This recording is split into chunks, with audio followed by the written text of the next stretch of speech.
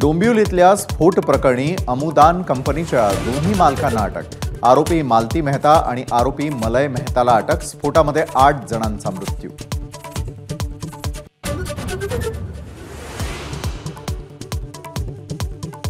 पुणे अपघात प्रकरणी येरोडा पोलीस ठाण्यातील 2 कर्मचारी निलंबित। वेळेमध्ये अपघाताची माहिती वरिष्ठांना दिली नसल्याचा ठपका, तर पुढील तपास गुन्हे शाखेकडे वर्ग।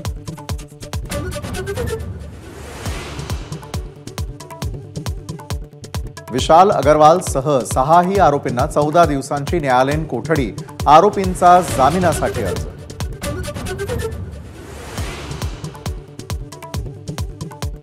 श्रीमंत बापाचा मुलगा असला तरीही कायद्यानुसार कारवाई होणारच।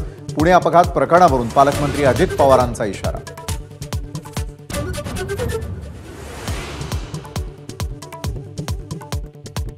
नागपुरातील महाल परिसरामध्ये मद्यधुंद कार चालकानं 3घांना उडवलं। महिला, पुरुष आणि 3 महिन्याचं बाळ जखमी। कार चालकाला जमावानं दिलं पोलिसांच्या ताब्यात।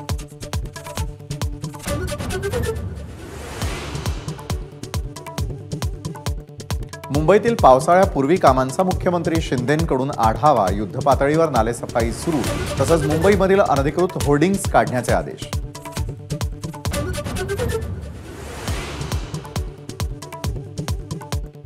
4 जूनला लोकसभा निवडणुकीच्या दिवशी संपूर्ण दिवस ड्राय डे नाही।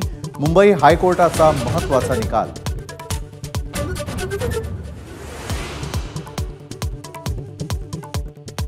विधान परिषदेच्या पदवीधर आणि शिक्षक मतदारसंघाच्या 4 जागांसाठी तारीख जाहीर। 26 जूनला मतदान, 1 जुलैला मतमोजणी।